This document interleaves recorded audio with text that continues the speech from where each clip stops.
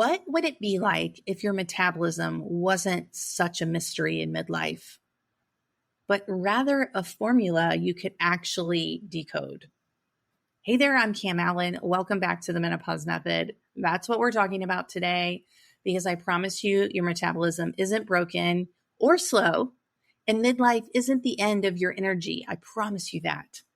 We're going to talk about things I know I was never taught. And these are things we can actually influence that makes a difference in our metabolism. And today I'm breaking down those three parts so you can take back control and you can stop feeling like your body is the problem. Because I'm going to break it down so your metabolism isn't a mystery anymore.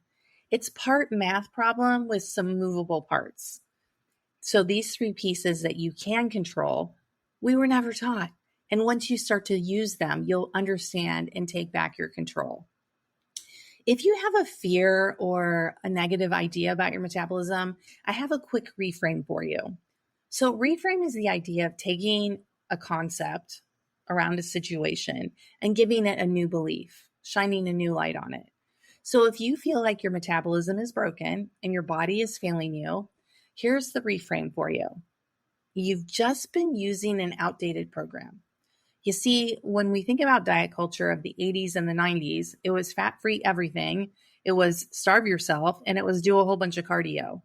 And I'm telling you that those things do not work in midlife.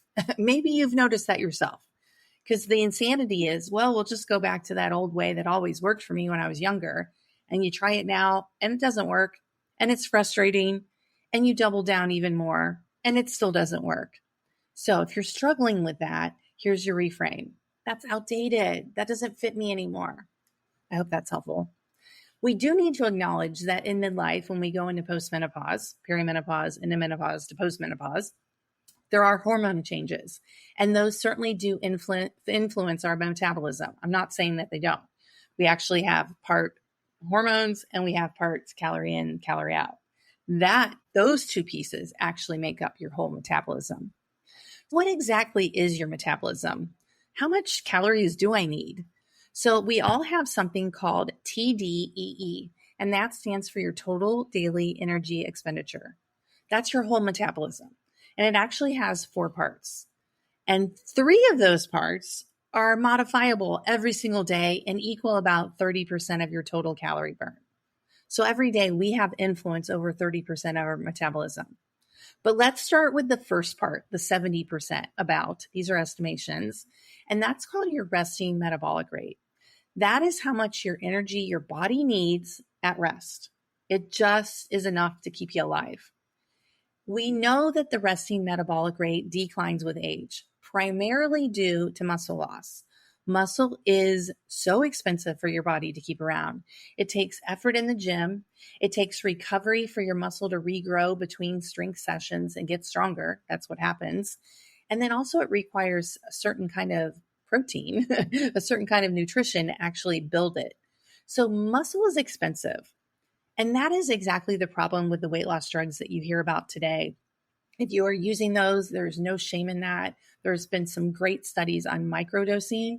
However, protein and strength training need to be part of the formula. Let me explain why. If you experience rapid weight loss, you are losing muscle and fat.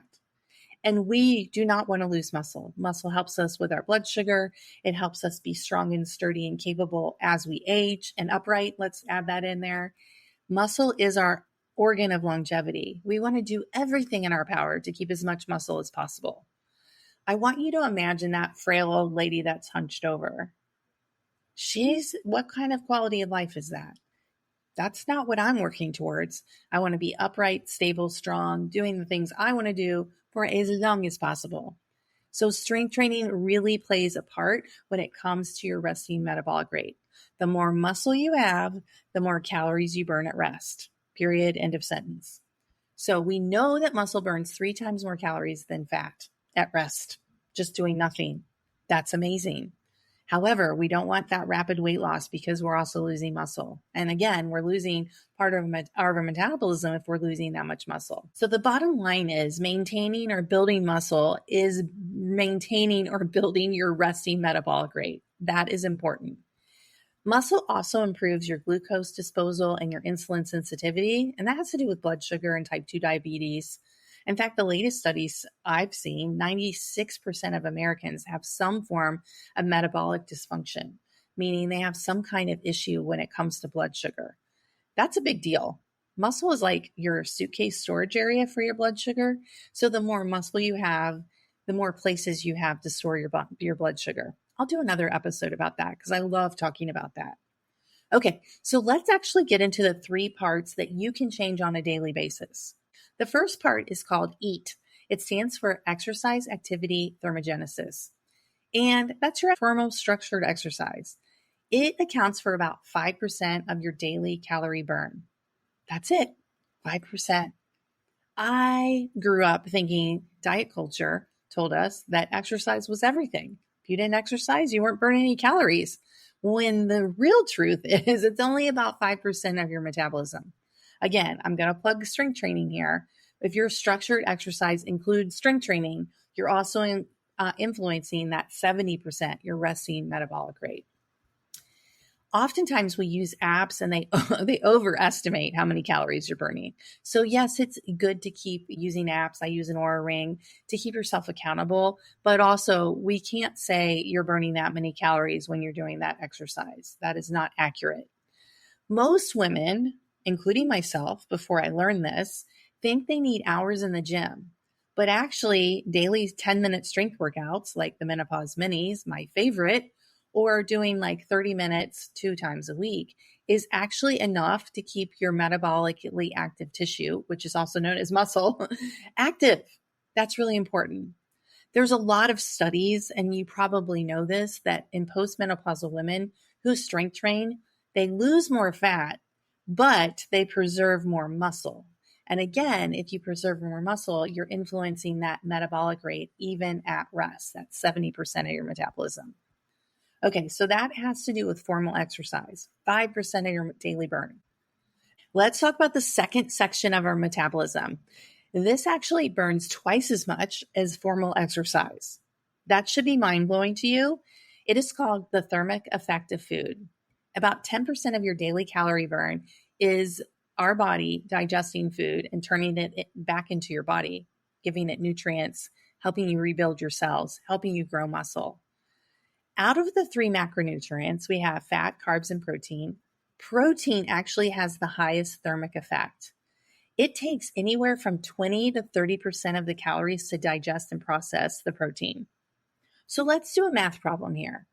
If you ate 100 calories of protein, 20 or 30 calories of that protein would actually be burned by your body while you digest it, leaving you on the other side, 70 or 80 calories, left for your body. That's fascinating to me. Carbs burn anywhere from 5 to 10% of the calories, and fat is 0 to 3. Now, you've probably experienced that with carbs before. If you've eaten carbs, like maybe you had a carb-heavy breakfast and you noticed you got hungry faster. So in translation, protein-rich meals have a higher calorie burn, and they have more satiety, and they help build your muscle, which helps build that 70% of your resting metabolic rate. So whatever you do, ladies in midlife, put protein on your plate. You're burning more calories when you digest it, and also you're helping other parts of your metabolism. The third and final section of your metabolism that you can influence on a daily basis is actually 3 times more than exercise. It's called non-exercise activity, or NEAT. NEAT includes everything that's not structured: walking, standing, doing the laundry, dancing, fidgeting. All of those things influence your non-exercise activity. NEAT can vary from person to person, like by 2,000 calories, which is crazy. So whenever you add movement to your day, like movement snacks, like every time you go in the kitchen, do 10 counter push-ups, or walk up and down the stairs, or get up and have a walking desk, stretch, whatever that is. Standing desk is one of my favorites. And sometimes I use a walking pad if I'm on Zoom. If you can stack in your day with more movement, like for example, if you're on the phone, just do laps around your yard or around your house. Whenever you can move more, that's a big deal. Now, as far as tracking goes, I do like tracking my steps. Aura recently updated how they track, And I notice it's more difficult for me to get my steps. So me typing and moving my hands was counting as steps previously, but actually it's not. So I actually like the update. I'm still adjusting to it, honestly. But anytime you can add more movement into your day, this is a huge part of your changeable metabolism. Okay, to sum this all up, your metabolism has movable parts, things that you can change. The first part is called your resting metabolic rate. That's about 70% of your metabolism. The more muscle you have, the more calories you burn. Lift those weights, ladies, if you need help, please reach out. The first part of your metabolism that you can influence on a daily basis is your exercise activity. That's about 5% of your daily calorie burn. Strength training, interval training, any kind of movement variety, formal structured exercise falls in that 5% bucket. The second bucket you can change is called the thermic effect of food. That's about 10% of your calorie burn. We know that all food is not created equal. Protein matters so much in midlife, and it burns more calories in the digestive process. So put that protein on your plate, ladies. Build those muscles and feed those muscles. The third thing would be the NEAT, is the non-exercise activity. This is your daily movement and your step goals, which I think is a really good idea. Because honestly, in midlife, when we have low energy, this takes a big hit. I'll tell my own personal story. When I went from coaching in person in the gym to not coaching in the gym, my metabolism took a huge hit. I was walking miles and miles a day just by coaching people and moving around the gym. It was not formal exercise, it was just movement. And when I stopped doing that in 2021 and moved everything online, that took a big hit to my metabolism. As life changes, you have to adjust. Now I have a standing desk. Now I have a walking pad. Now I track on Aura. I've got things set in place in order to make sure I'm moving more. Some final thoughts about your metabolism. Diet culture burned into our brain to slash those calories and overtrain. That actually tanks our metabolism in midlife. I cannot tell you how many women I know in real life that were overtraining when they were training for like a marathon or a half marathon. And every single person I can think of, they were inflamed and they gained weight from overtraining. I realize that makes no math sense. Do you know anyone that's overtrained that actually gained weight during that process? When it comes to midlife, there is the trifecta, and it is building muscle, eating enough protein to support that muscle, and move throughout the day. I just want you to know that you're not too late and you're right on time to work with your body, not against it. If you're not sure what's standing in the way for strength training, take the 2-minute quiz to discover your Midlife Strength Blocker, and you'll get your next best step. If you're ready to start strength training without draining your energy, please check out the Menopause Minis. They are the best 10-minute strength workouts made specifically for you in midlife. I personally have been doing them since December. The scale is down. I have more energy, and I'm being more consistent with myself, which is great. No pressure, just progress. Check those things out. Take the quiz, check out the minis. If you're on Instagram, make sure you stop by at Hey Mama Cam. I love hearing from you. I would love to know what you took away from this episode. And what are you going to try to change for your metabolism? What's easy for you to change right now, today, because these things change on a daily basis. Be sure to subscribe. I appreciate you being here, and I'll see you next week.